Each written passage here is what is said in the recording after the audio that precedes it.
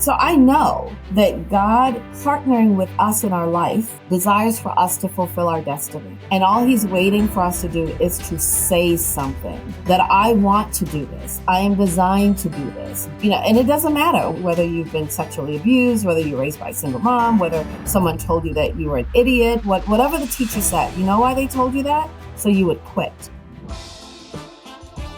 You are here. Welcome to the Purpose Finder podcast. This is the show where we uncover why you are truly here and, more importantly, how to make it your reality. My father, the late Dr. Miles Monroe, said the greatest tragedy in life is not death, but life without purpose. And research further shows that people with a strong sense of purpose are 2.4 times more likely to feel fulfilled. Each week, I sit down with extraordinary guests, entrepreneurs, artists, thought leaders who are boldly living their why. We dive deep into their journeys, the struggles they have overcome, their breakthroughs, and the lessons that can help you do the same. I am your beautiful host, Charissa Monroe Wilborn, and we're about to explore the mindsets, tools, and strategies to help you live a life with purpose, passion, and legacy. Are you ready? Let's go and dive into the episode. Ladies and gentlemen, we are back for another amazing episode of the Purpose Finder podcast, where our mission is simple: to inspire you to find and uncover your life's purpose and to live a life overflowing with three things: meaning, fulfillment, and significance. Why? Because deep down, we all crave belonging. No one wants to feel unfulfilled. And we're all asking that big one question: why in the world am I here? But I hope you allow your search to end right here on this podcast. I am your host, Charissa Monroe Wilborn, and today I have a great honor and privilege of sitting down with an amazing woman, someone who isn't just talking about purpose. She isn't even just walking it, but she's living it out boldly, doing great things in the world. We're going to dive into her life journey, her story, some lessons and challenges she learned along the way. Help me welcome Dr. Deloris Thomas. Doc, how are you? Wonderful. Thank you for being here. Thank you so much for having me. It's such a pleasure. Absolutely. I'm happy to have someone like you who, you're in Chicago. Yes. Well, I'm in Chicago right now. Yes.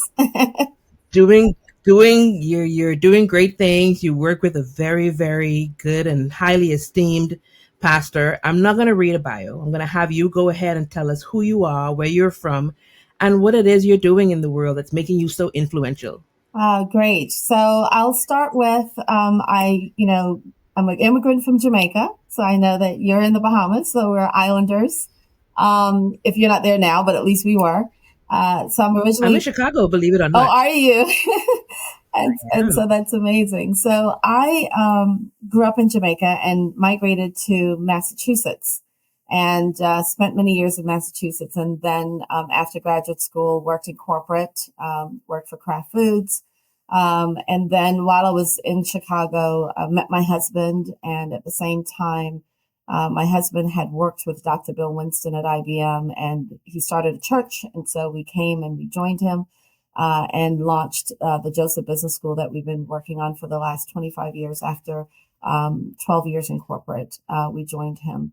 And very, very excited about the work that I do for him now. And so I'm the president of the Joseph Business School, and also have started my own consulting firm that I've done before even joining his program, and helping him with that, and doing just a number of things. And my family, my husband left corporate, went into ministry. And so our family actually reside in Philadelphia area, in Pennsylvania. And so I kind of am bi-coastal, right? I'm in the Midwest and I'm on the East Coast. So that tells you a little bit about me and what I'm doing now.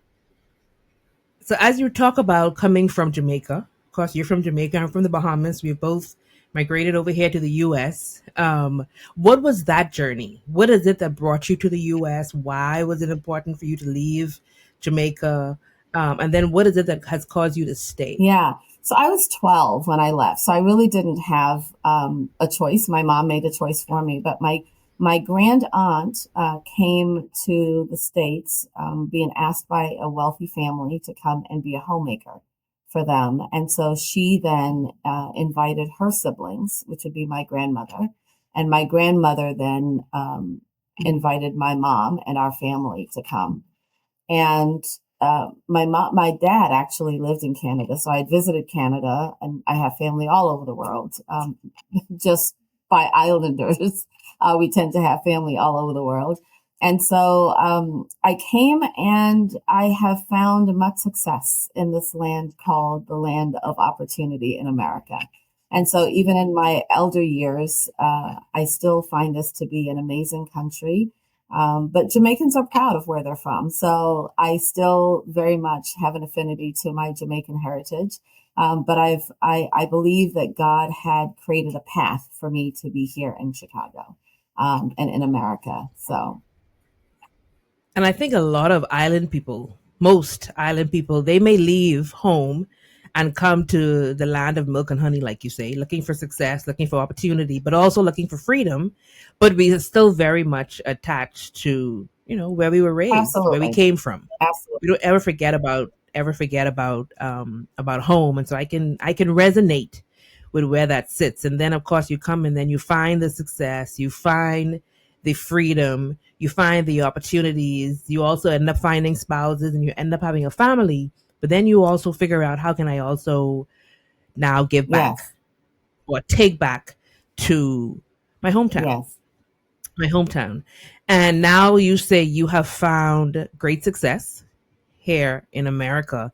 But how has that journey been for you yeah, along the yeah. way? Has it been easy all the time, or has there been some hiccups I don't know. and challenges? I mean, it's been filled with hiccups. I mean, people see you where you are now, but they've not really experienced the journey, right? And so when I first moved here at the age of 12, although my mom was working, most people don't realize that as immigrants, you have to start all over, right? You've got to build new Mm. relationships, you've got to find a place to work, and sometimes your qualifications aren't accepted in the new country. And so my mom had to start over. So I was raised by a single mom.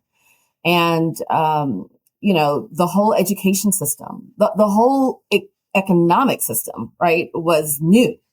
And so we had to figure it out as we went. And I had to, right at the age of 12, being the eldest of two for my mom. And I remember growing up in Cambridge, and we always went to church. So we would have a lot of visitors because where the church was, it was in Cambridge, and in Cambridge you had all the Ivies, right? You had MIT, you had Harvard, you had a lot of the Ivies are on the East Coast. And so I remember we would have visitors to come and they would say, okay, visitors, tell us, what you're doing. And the students would be like, oh, I'm here for school, etc. And so, but in the church, even if you didn't find it at home, you found purpose and the ability to dream by being exposed there at the church. And so I would say my imagination grew based on those who surrounded me while I was at church. And I went through high school, and there was this teacher there who absolutely everybody was scared of. And you've got to understand, where I went to high school as immigrants, it was by houses. So it'd be like house A, B, C, D. And so the immigrants were all in D, and the students would say, oh, that's a place that stinks. You felt like an immigrant. You felt like an outcast, right? You had to choose not to be one, but there was certainly enough for people to make you feel like you were the other. And I remember that because my cousins went to the same school, but they were athletes and they were cool. And so you dealt with this dichotomy of, well, yeah, I'm their relative. Sometimes, that's a good thing. And other times, well, I don't really, I don't associate with that other category of people. And so you deal with being an other. And what does that mean? But the thing that allowed me to overcome that is that growing up in Jamaica in our household, we had such a large family. My mom is a sibling of 9. And so I didn't necessarily seek friends outside of my family. So my family was always this kind of core group where if you needed friends, you could always find them at home. So that level of separation and otherness didn't affect me as though I know it affected some other people. But one thing was interesting, growing up in an immigrant family and growing up in Jamaica, there's a system, right? So in America, people might say, well, it's racism, but there is more classism. But you can overcome classism by education, by hard work, and that sort of thing. So for us, education was always important because that's how you would break through those cultural barriers. And so studying was really important. And what I found is I couldn't necessarily find friend groups with people who looked like me, like, because they thought, oh, who are you showing up, like studying and, trying to be smart, or, the reward was being cool, not being smart, right? The reward was not being articulate and attentive. It was being cool. And so I was the opposite of that, right? So immigrant, study hard, show up on time, say, yes, sir, yes, ma'am. There were a lot of other.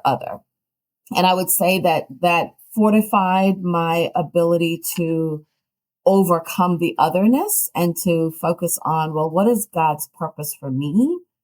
And I have a story to tell about that, by the way. I remember running my first marathon and I didn't know what I was doing. And so you have to go to this place where you pick up all of your gear.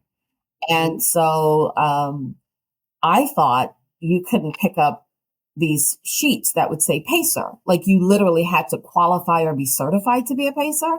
So I'm running the marathon as my first one. And I thought I wanted to be done like in 4 hours. And so I'm like following a pacer that had 4 hours at half a distance, right? So at 13.1 miles, this pacer that I'm following, which happened to have been a woman, just stopped. And I'm saying to myself, wait a minute, that's not legal. Like, what do you mean you stopped? And I had pretty much built my ability to complete the race by following the pacer. And when that pacer stopped, it's like my whole world crumbled because I had to figure out, well, why am I here? What am I doing? Am I going to finish? And it was the first lesson that was so pungent, right? I'd learned it throughout my life, but it was mostly pungent then, where I realized that you got to run your own race because you might be following a pacer who decides to quit and your life could fall apart. And so those lessons that I learned when I was younger became much more apparent that you've got to run your own race. Now, how did you finish the race? Because now you have another however many miles to Another do without a pacer. 13.1, right? So that was only halfway. And what happened is, if you look at my time, I was really tracking well to do 4 hours. Well, this will tell you how much I fell apart. I finished the race in 7 hours and 8 minutes. So the other, so the other 5 hours, right, was spent of all of the self-doubt, of all of my own internal will, having to play a role in, wait a minute, why am I doing this? But I knew I had set a goal that I was going to finish no matter what. But I was going to say, what is it that made you not say after 5, 6 hours or even after 4 hours, I am done. yeah, I'm well, that's a tired whole or I nother just don't feel like story. doing this. I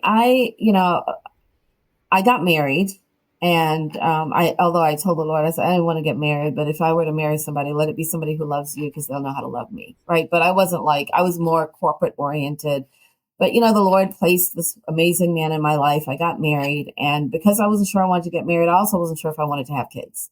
So I went back and forth with deciding whether or not I wanted to have kids, but then we decided we wanted to, and I suffered many miscarriages. But then we finally was able to give birth, and I gave birth to a beautiful daughter, Danielle. And because of that journey, I felt that it was a gift from God. She was a gift from God. And on her first birthday, I decided I'm going to run a marathon. And I started to think, if I were to quit, what story would I tell her? What kind of mother would I be? How much gratitude would this be? And, symbolic of this gift of life that God gave me. So I can't choose to be selfish to go and run on her birthday. And the story of my life on her first birthday is, guess what, baby girl? I tried to do something audacious and I didn't finish. I quit. And so I that's what think that kept is me so going. that is so interesting because you had a why. Yes. There was a why to what you were doing. And people run marathons, not just races, but they run marathons, full marathons and half marathons for various reasons, different reasons. And your reason, your purpose, your why for doing this was your daughter. Yes. And so I know, and so that now it all ties in because you didn't stop, even though the pace has stopped. You didn't quit. You may have been in pain, but you pushed through all of that. And as far as you're concerned, I have to because my why is greater than how I feel. My why is greater than what I'm going through. My why is greater than the fact that that pacer who I was following all this time is no longer there for me to follow and they quit. Am I going to quit too? Or is my why, my vision so much bigger than all of that? Well, I mean, And yeah, absolutely. I mean, that's even what happened with Jesus. He said, I endure the cross because he knew his why to save us. And if our why isn't strong enough, it's very, very easy to quit. Yeah. that was your why back then. What is your why now? Yeah. Why you do what you do? Or what has it been? Because I think that purpose is one of those things that Mm. evolves over time. What has it been over the years? Yeah. My why is kind of like the story of Joseph, where he had a dream and he couldn't shake it. And so whether his brothers, abandoned him or whether, he was in prison or, all of these things, it didn't matter. And so my why is my mom told me the story. And she said, when you were born, you were full term, but folks thought you were preemie because you were 3.25 pounds. I was very small. And in Jamaica, I was born at home. So it wasn't in the hospital. So they had to boil water and pin bags as the form of incubator for me.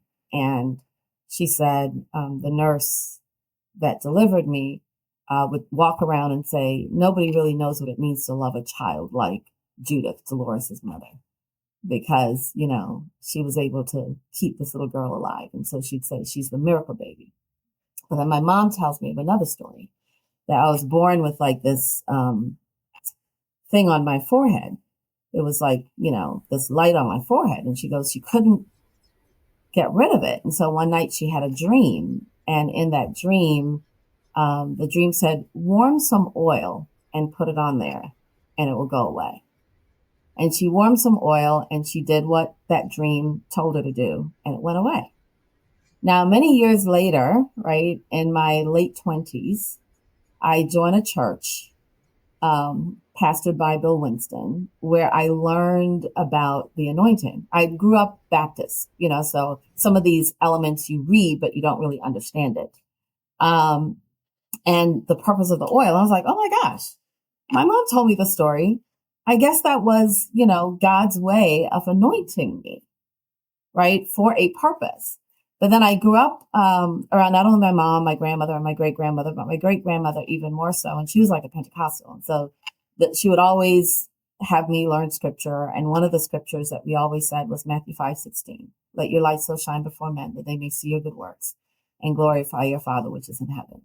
And that upbringing and all of the things that I've gone through, right? Being raised by a single mom.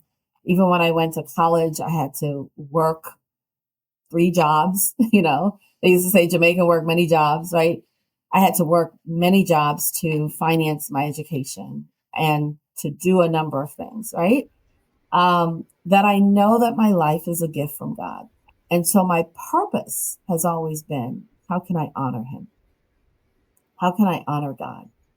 And as a result, I can look at my life's journey and know that my choices were always based on, God, I want you to be pleased with having given me the breath of life, preserving me until now, and also allowing me to access opportunities that were really miraculous. Because how do you do and accomplish the things that I've accomplished had it not been for you? I mean, I've traveled to over 70 countries, right? I'm running the school where we exist on 5 continents, have planted over 30 plus schools around the world. Been Ivy League educated, worked for major 100, Fortune 100 companies. A girl from the rural part of Jamaica, right? It's like, let's not get this confused. You can't come to America and do this on the global scale if there's not a God, at least in my life, And so I live my life to where I know that God would say, I am well pleased with you. Like I didn't make a mistake. Like what he said to Saul when he anointed Saul and Saul wouldn't listen to him. And he says, I regret the day I ever made Saul king. I would not want my maker to say, I regret the day that I ever, that I created Absolutely. preserved her life. Exactly. And so that's my purpose. And so how have you, and it's interesting that you go back to where you came from.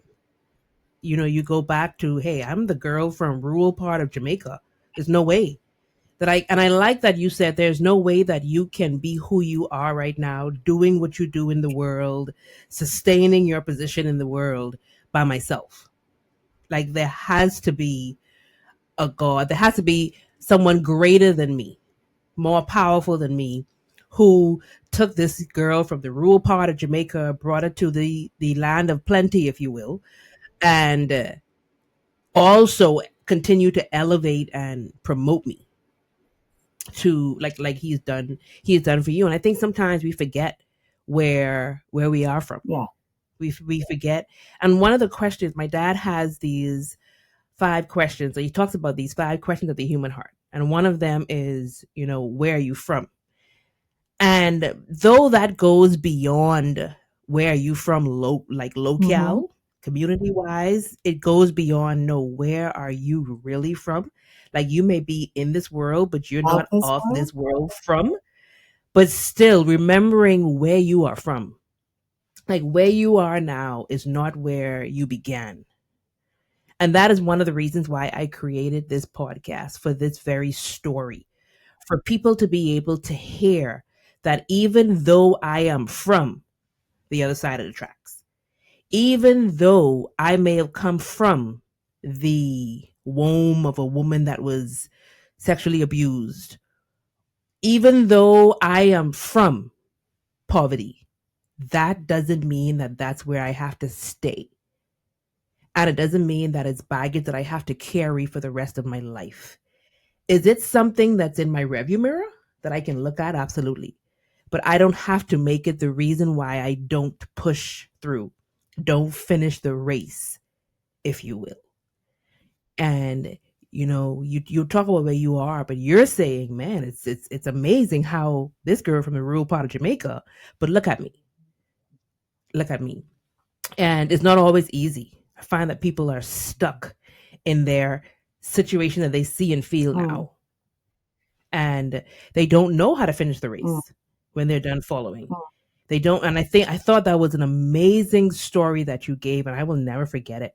To know that you were following a pacer all this time, and then that pacer quit on you, and you're like, okay, so I got another how many hours to go? I don't think I can do this. However, I also can't let Danielle grow up and be like, you know what, my mom was running a race on my behalf and she just quit. Like, that can't be Danielle's story, and it can't be your story. So here you are at Bill Winston's church, who an amazing evangelist, amazing preacher, doing great things. How are you still able to sustain and maintain what you do, but also still always keep remembering that there's always more? Yeah. That's a very important question, because I remember my classmates, and even my own self would question, there's got to be more to life than what I'm doing. No matter where I am, and so whether I'm in corporate or here, there's got to be more. God wants us to do more. I want to be empty when I'm done, right? I want to fulfill my purpose. And that is not something that can be given to you externally, right? We have to remain thirsty. And what I find is that Mm, that's when I'm good. You have feeling to remain thirsty. stagnant, when I feel as though I'm on a treadmill and I'm not going anywhere, and that could be spiritually, emotionally, professionally, financially, relationally, and we all know when we are stuck, right? We start to complain, we get frustrated, we start doing things where, forget about working out, we just forget the things that we know are necessary for us to be our best selves. And so when that happens for me, I can feel it, right? And I will then set an audacious goal to get me out of the rut, like something I know I can't do. So like the marathon was one of them, right? And then God had given me a vision when I was even an undergrad that he had called me to, to get my PhD. And life happened. It's like I'm in the business world. What do I need a PhD for? Blah, blah, blah. And so life happens. And I would make different excuses. Well, I just had a baby, or, my job changed, or my husband is doing this. I mean, we can find a lot of excuses and blame a All the lot of excuses. people on why we are not doing what we're supposed to do. And so I ran with those excuses, and the Lord reminded me of this vision that he had given me. And here I am, I'm like, pretty old at this point. And I'm like, really, Lord? Like, do I really have to go get a PhD? And as I began to ask him this, he's like, yeah, I didn't change my mind. What I said I wanted you to do, I didn't change my mind. I had to get out of that rut by saying, you know what? Okay, I'm going to obey you. I'm no longer going to delay what you've called me to do. I'm going to do it now. And it was really tough because I was working full time. I was still traveling, and I would have a suitcase full of books, right? And I had to get my assignments in. But what happens, it's not the journey that matters, right? It's like how people say you can't have a testimony unless you have a test, right? You can't fulfill your goals if you don't begin to act on them. Saying to somebody, I have this goal, and never doing anything about it, right? So that's what I do. When I find myself stuck, I intentionally get myself unstuck by creating audacious goals. So it was running a marathon. Guess what I'm going to be doing in April? I'm going to be climbing Everest and going to Everest Base Camp. I do these things that I say, I've got to do it, or start that business, or write that book, and make a decision to decide that you're going to become unstuck. Oh, you make me think about my dad. And of course, when I say my dad, I'm talking about the late Dr. Miles Monroe, who talks about potential Yeah. a lot. So he talks about purpose, but he talks about potential. And he always talks about the enemy of potential being our past success. But potential is doing the thing that you haven't done yet. And even going beyond what you have already done. Because if you have already done something, it's no longer Right. potential. Potential is what you can do, but haven't done Yes. yet. And here you are saying that not in those words, but when you're stuck, tap into some potential. Tap into some skills and goals that you haven't done yet. Yeah. And with the marathon, and now you're about to climb Mount Yeah. Everest. Base What you say? camp. Oh Oh my gosh. my I goodness. mean, I shouldn't even have told you that. I don't even want it out in the universe. I want to And finish it. it is out there now. It is going to be in the universe because the world is going to hear this particular podcast episode, and we're going to be cheering you Amen. on. My Amen. I goodness. need all prayers. I need Congratulations. all prayers. Congratulations. But this is what purpose looks like, Yes. right? Like purpose and potential tie in very well together. And I love how you say we know when we are Yeah. stuck. No one needs to tell us when we as an individual are stuck. Like we know when we're complaining, we know when we're burnt out, we know when we're tired, exhausted, frustrated. We know that. Some of us are a little lazier than others. Some of us need some help being pulled up. And then some of us are saying, you know what? For me to get out of this, I have to do more. I have to do something I haven't done. And sometimes that's just it. We have met this plateau. We've done all we know how to do. We've done and succeeded on so many levels. It's like there's never a cap for as long as you're breathing. For as long as you're still on this side of the soil, there's never a cap to the success and the fulfillment and the accomplishments that can happen in your life. Because if God felt that that was the end of it, if your creator and your maker felt that was all you need to do, then he would kindly say, okay, her work and her life is finished.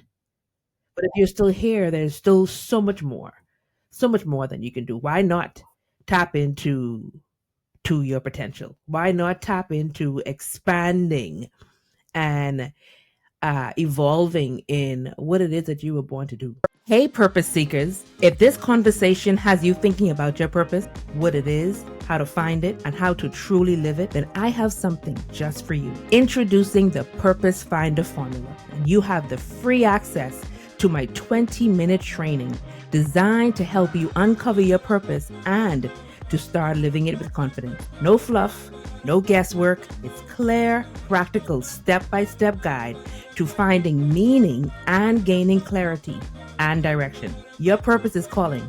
Are you ready to answer? Head over to www.charissamonroe.com/Purpose Finder Formula. Enter your info and I'll send it straight to your inbox. Imagine waking up every day knowing your life has meaning, impact, and joy. That's what awaits you. So don't wait. Grab your free training today. Now, let's get back to the episode. You know, it's funny. I say and it's all the difference between doing what you say you want to do and actually doing it is a decision.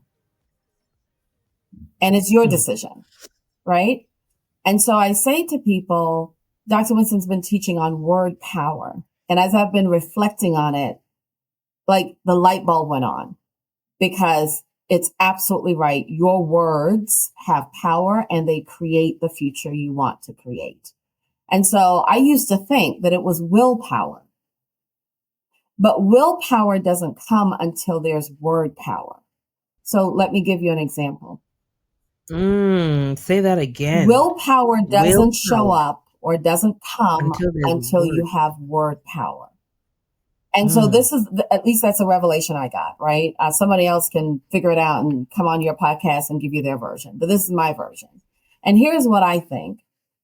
If I had never said I wanted to run the marathon out of my mouth, those words, it would have never even become a possibility for me to invoke my will to accomplish that. So a lot of times when we have dreams, we don't say it. We don't say it to ourselves and we don't say it to others. It's like we think it. So what if I were to say to you, Charissa, I want to write a book by the end of the year. I've now made myself accountable and I've said it with my mouth. There's something I believe in how God has programmed us for our words to now bring to pass what we say. Right? That's like faith. So because I said I want to run the marathon, because I said I wanted to climb Everest, I am now preparing to do that. I am working out to do that. And the difference. So this is why you wanted to pull those words back. Yeah. This is why when you talked about Mount Everest, you said, "Oh, I wish I didn't say it. I don't want to say it." But that explains the why. Yeah, because you're letting it out there, right? And so it's time for us to start speaking. We are speaking spirits, right? It's time for us to start declaring what God has said about us and what our destiny is, that he has given us in dreams and visions, right?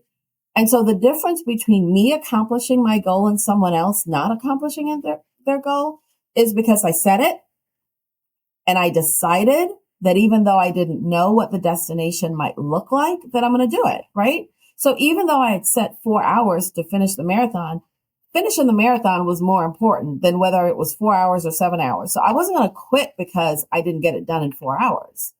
Maybe the next time I could get closer. And in fact, I did 3 marathons. And, the third time I did it in a little bit over 5 hours. And so if I kept going, I would have gotten to 4 hours. You've done this thing a second and a third Yeah, time. I did the marathon for 3 times because, the first time I was just like, I was a hot mess. I'm learning this. I'm in faith, Lord, I have faith. You can do the impossible. But yes, I have faith, and yes, God can do the impossible, but we also have to be obedient to what he says. And if he says, turn off the TV, go sit at your computer and at least write the first sentence. And the devil tells you that you're not a writer. So you go and you quit and you listen to the devil and not God. Guess what? You're going to finish the marathon in 7 hours, but it doesn't mean that God did not plan for us to meet that destiny. He says, I have a plan for you. It's good, not of evil, to bring you to your expected end. And as we believe that and trust that he will help us to do that, and if anybody knows that, it's me, right? I remember when I was in undergrad, right? So you got this Jamaican, raised by a single mom, and I'm going to this American university where they're finally, it's not typewriters anymore, their first launch of the word processor. I'm not that old, but, just follow me. But, it's a true story. So when the first, Hewlett Packard laptop came out, they are giving it to all the students. And I don't have enough money to live on campus. So I'm commuting back home, sharing a room with my brother, who is, young and want to party and don't care that I have to study and do my homework. And I'm just like stressing out. There's no one to guide me on what to do. Right. And I remember I was at the bus stop waiting to take the bus home from school because we were, the school that I went to was in a suburban area and I lived close to the city, and had $0, like $0. And I'm sitting there at the bus stop and, you're checking your pockets, pretending like there's something there. And I was checking it to hope that maybe something will be there. I'm telling you, nothing. I would come up blank. The bus finally shows up. I put my hand in my pocket again. I feel something. There was a dollar bill. I was standing there for 15 minutes and had no money, trying to figure out how was I going to do this to get on the bus with no money. And the bus shows up. I said, I'm going to do it again, knowing full well that there's nothing there. And so I know that God partnering with us in our life desires for us to fulfill our destiny. And all he's waiting for us to do is to say something that I want to do this. I am designed to do this. God, and it doesn't matter whether you're, to your point, whether you've been sexually abused, whether you're raised by a single mom, whether someone told you that you were an idiot, whatever the teacher said, you know why they told you that? So you would quit. You just have to decide that I'm not a quitter. Right? I don't have to I like what my mom says. If that's not your name, don't answer it. Right? So if someone is calling you out of your name, if someone is telling you you can't do something, they don't know you. So don't answer it. That's not me. So answer who you want to be. Answer the God who's created you to do amazing things and say yes to that. I am a author. I am a publisher. I don't know what I'm doing, but God does. He's going to show me how to do it. Oh, that's so good. Ladies and gentlemen, she said, if that is not your name, don't answer to it. And that is so true, because when someone calls us something other than our name, do we answer? No, you don't. So why would you answer to an identity that someone is going to put on you that is not one that you have accepted? That is so good. Because I'm Ivy School educated, some people think that I can't be holy. In the church, literally. Do you even pray? If you work in corporate America, or if you're an executive or a CEO, they don't think you know God. Well, you don't know me. So why would I answer? Why would I let that bother me? You don't know me. And so I think a lot of times we live our life on those who don't know us. And I love, and I want to go back because that is so true. Dr. Thomas. That is so true. That we answer to a lot, and we feel that we even have to give an Mm, answer to a lot of questions, to a lot of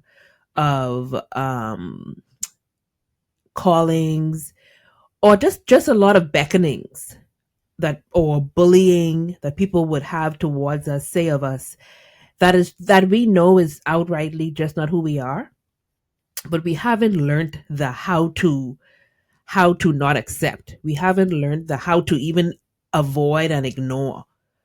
And then if you must say something, how to just diplomatically, and not even professionally, but just diplomatically and with love, say, I hear, get behind me, Satan. Put it that way. mm. Get behind thee.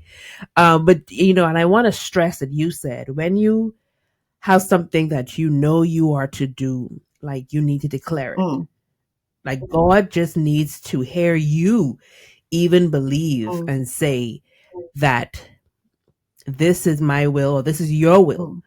mm. And one of the things that and I've said this on a different episode, because one of the things that I put in one of my devotionals, it's a 31-day devotional, that my dad said that I find to be so important. On page 3, I think it says, if you want to attract God, the best thing that you can do, if you don't attempt things, you don't attract God. My dad said it, and it was one of the best advice. And there are so many advice from my dad, but one of the things he said was, if you don't attempt things, you don't attract God. And I'm always moving in that manner. I'm always moving in making sure that I'm making the step, making sure that I am having the faith to move forward, and knowing that that's all God needs me to do. Mm. I don't have to know what step 2 is going to look like. I don't have to know what step 3 is going to look like. I don't have to know if there's even a step 2. All I know is it is my responsibility.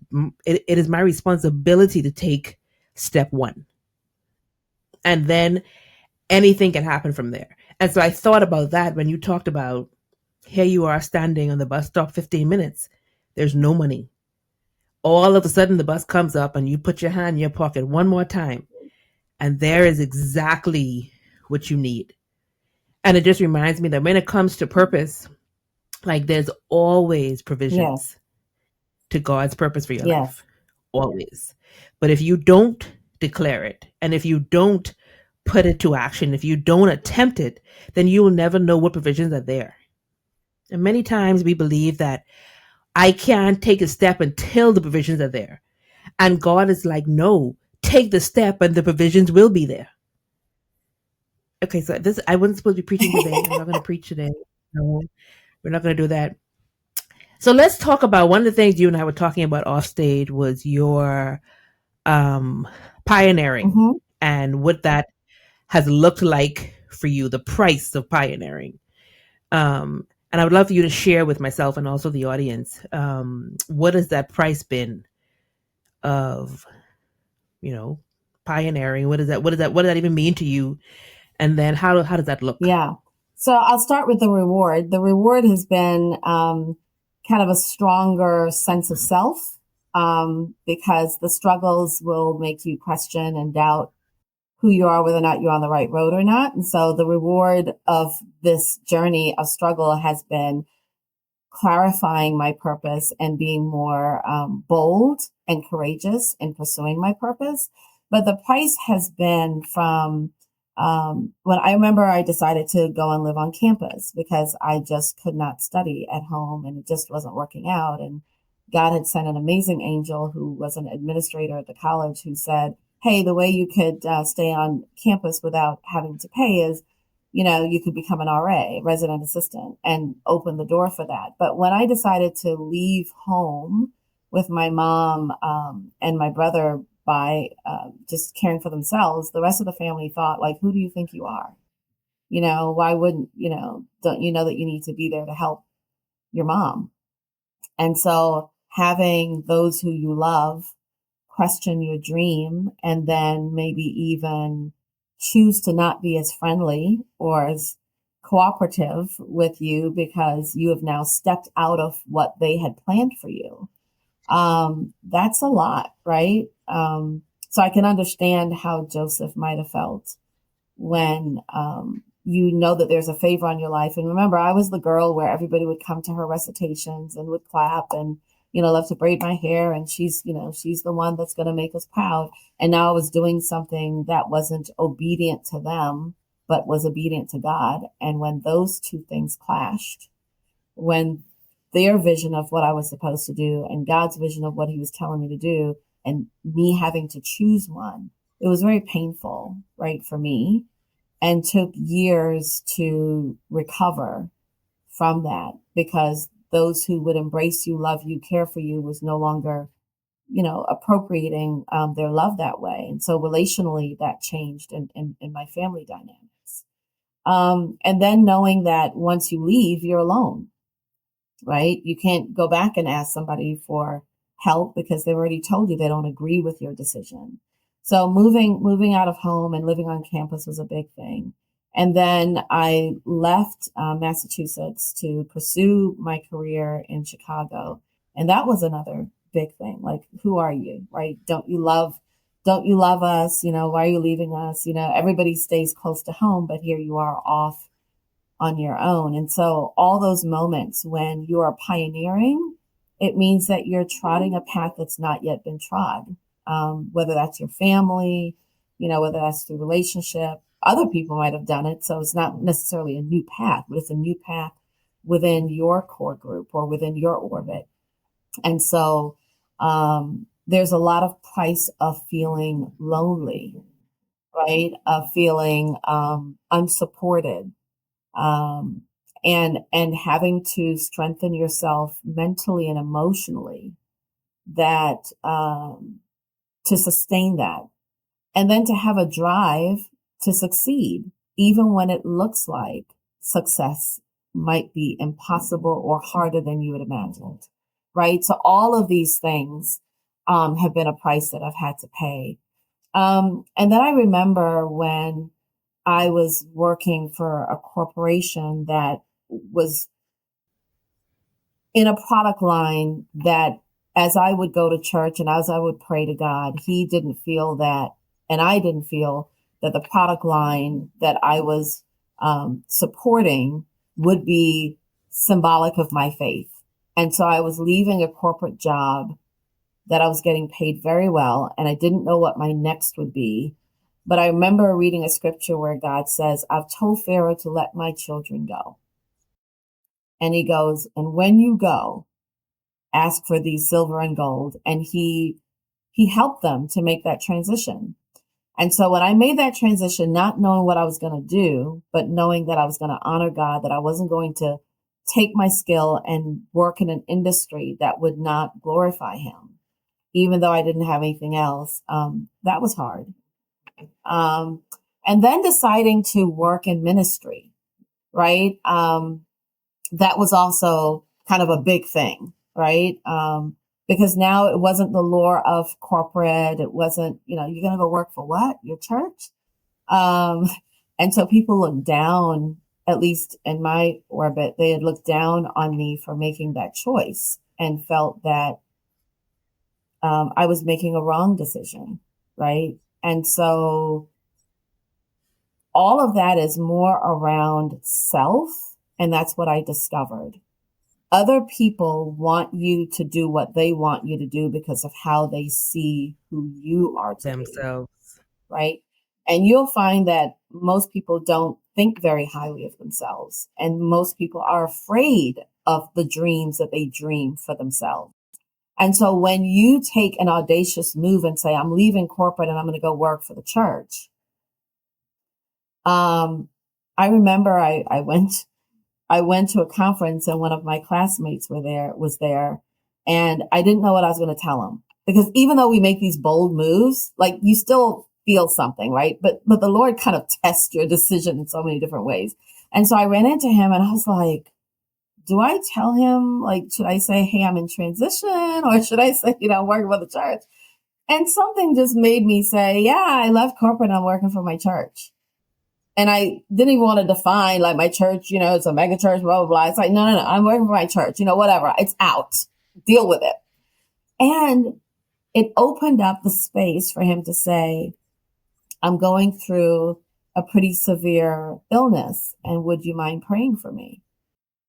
Had I not been bold enough to say that, and so God give us moments for us to choose our destinies.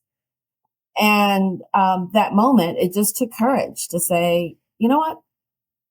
I don't care what you think about me. I don't care what you think about my choices. This is what I'm deciding to do and blah, blah, blah.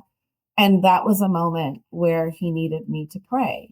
And so all those struggles, I would say they're not, if it's not struggle of like, missing a limb or having a terminal illness, right? All of it comes back to our pride. What does someone else think about me? And, what did someone do to me? And we either have to believe that with God, all things are possible. And with God, nobody else matters. And with you and God, you can do all things. And that shame, listen, they spit on him. They said, hey, I thought you were king. Weren't you king of the Jews? Like, weren't you the man? Like, weren't you just, get an Academy Award and all this? Wasn't you like on Vogue magazine? Weren't you like the number one top subscriber on TikTok or whatever? Isn't that you? Like, what's happening? Don't you have power to do this? And I realized that the enemy tests our ability to withstand shame. There is it, the testing. Yeah. And I think, and I'm going to give a little pushback on that, Doc, because you said the enemy sometimes gives us the test, but there are many times I think that our test comes straight from God himself. Because, and I think there was even a testing that God put Job through. And then he said to the devil, now go ahead. I want you to go ahead and try, my boy. And Job never crumbled. Job never cracked. And I just think about how just the fact that there are people in our lives who we would want to shun them away. We would want to turn, just kind of give them the hand and say pretty much get away. But there are those people who are asking, why? Why are you doing that? And then they're asking those whys that we keep responding to. Well, this is the why. Well, but why? Like the devil's advocate is what I call them. But then there are also those people that are asking, and who do you think you are? As though the who and the why don't go together. And sometimes I feel that it is imperative for us to respond and answer the question. Yeah. Because they need to know. It's almost like they just want to know if we know. I don't know that they are testing or they're asking from a place of you don't qualify. They just want to know that we know. They want to see how confident you are. So that devil's advocate that we feel it's just the devil. No, it's like, give me a devil's advocate. I want to know that there's somebody who's going to question my decision. I want you to question my why. I want you to ask me why 5 times. And then I want you to ask me, who do you think you are? Because I have an answer for you. Let me tell you who I am. Therefore, without telling you, let me tell you who you are not. Yeah. They don't want to hear they really don't want to hear the who you are not part. So people also need to be able to have someone say to them, this is who I am.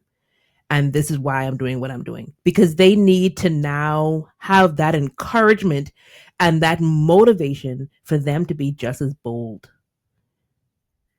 So it's just a matter of us truly stepping up to the plate and being sure with our why, being sure with this is why, this is who I am, this is what I do, and this is my why, so that we can also give people the space, like you said.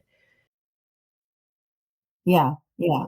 And I appreciate you challenging me about God testing us too. I look at God always promotes us, and sometimes it might seem as though it's a test when it's a promotion, And our job is to rise to the occasion to say, I accept the promotion.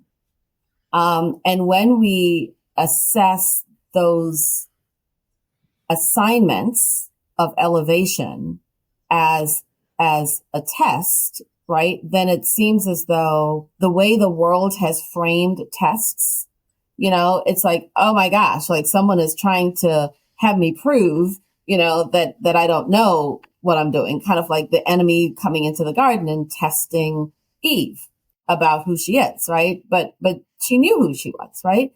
And so I look at challenging circumstances in my life as I know God will never give me more than I can bear. And I know he always causes me to triumph. And that if it's not his will, he will remove it from me. And so we have to also recognize that to get to the next level, like I'm hiking now to get ready for Everest. And when you hike, there are parts of your body that is so like it pains you to do it, but you're not going to get to that height if you don't continue to move up. And it comes with a level of discomfort. And the more we embrace the discomfort and we get past that, it's like we're able to look back and say, wow, I did that. Right. And so our job, I think, is I tell my team, let's reframe what's too much work. Because if you reframe it and say, I am running a multinational, multi-unit enterprise and I'm a billionaire with, 20 companies and right, then 5 projects is not too much. But if you desire to be a billionaire, then that seems like not enough. But if you desire to go home and watch your show, right, and not move yourself forward and stretch yourself, then yeah, it is too much. So you're not ready to go. I mean, Michael Jordan can't say, I just want to try, 10 shots of the basketball and to be number one. Oh, I just want to jump as far as one step and to be Air Jordan. Right. And he it just didn't happen.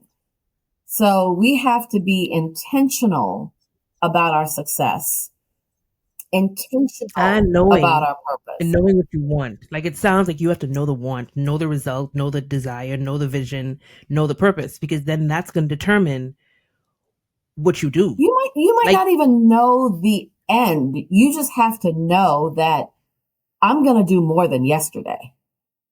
Right? Just the one thing, like we know, and I tell my team, you were supposed to finish that assignment today and not put it off to tomorrow. Like in my household, my mom is like, I do not want to hear about what you have to do. Just do it. You're spending too much time talking about what you have to do and it's still not done. She goes, it would be done by now. So I was raised in the, don't talk about it. Just go do it. And taking that one step. And I'll just say this real quick. I went out running with my daughter. And I got a phone call in the midst of our run. And so while she was running, she started getting farther and farther away the more I was walking. And life is like that.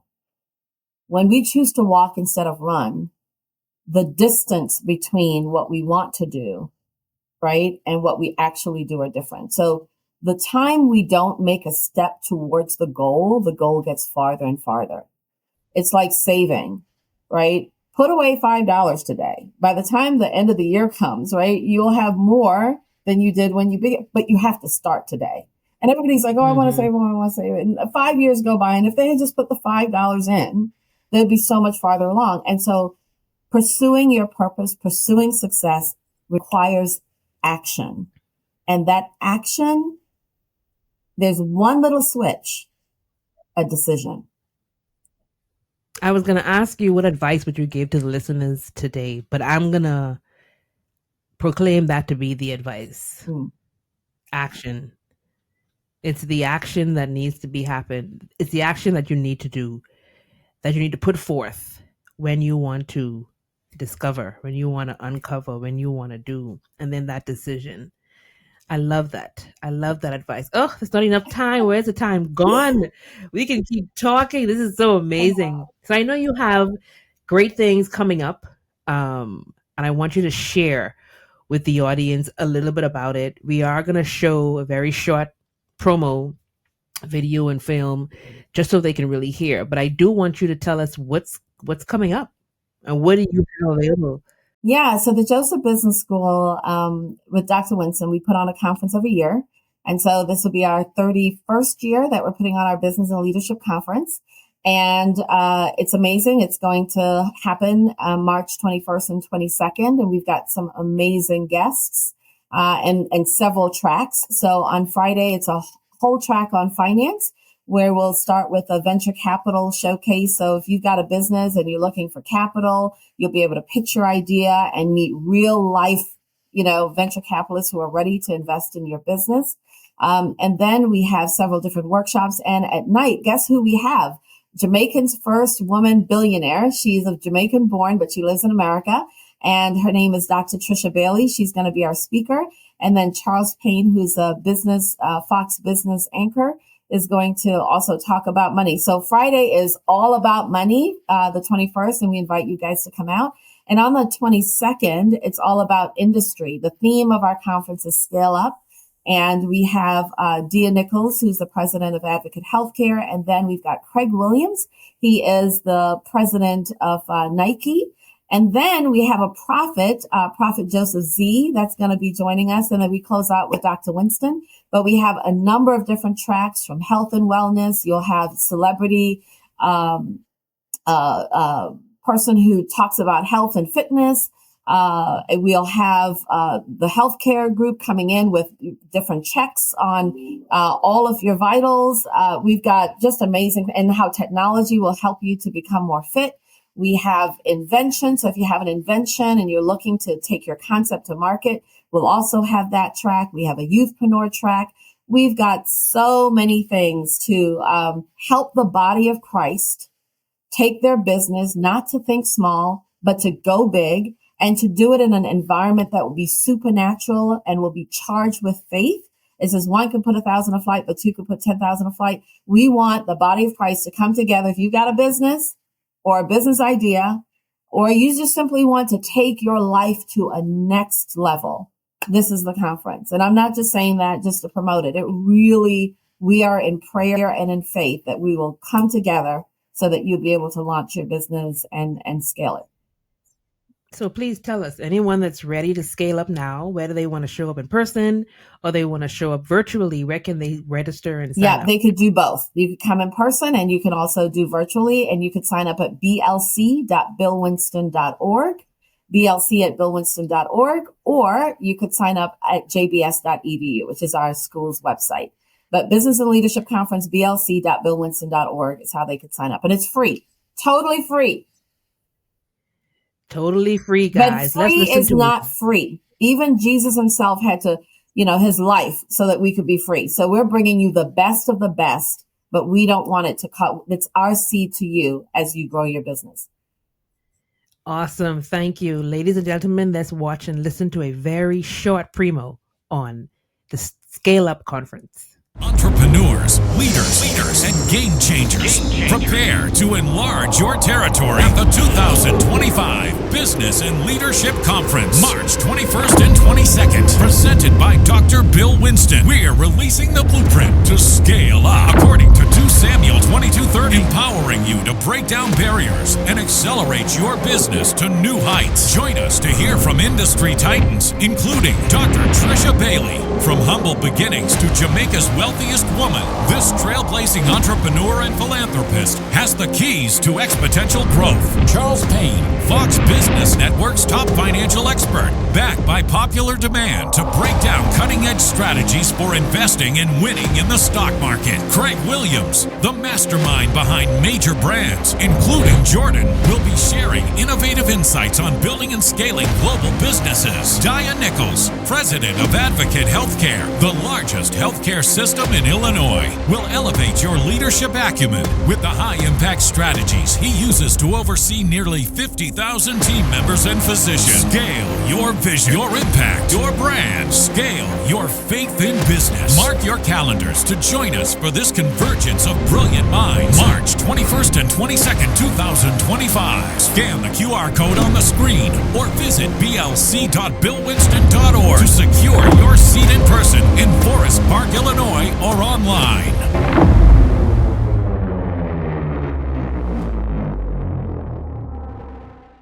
Dr. Thomas, there you have it. Thank you so much for being here. It has been a great episode. Thank you for sharing your stories, your challenges, your lessons. Thank you for also letting us know that no matter what we go through in life, it is because there's a greater calling for who we are. And it's been a pleasure having you here on the Purpose Finder podcast.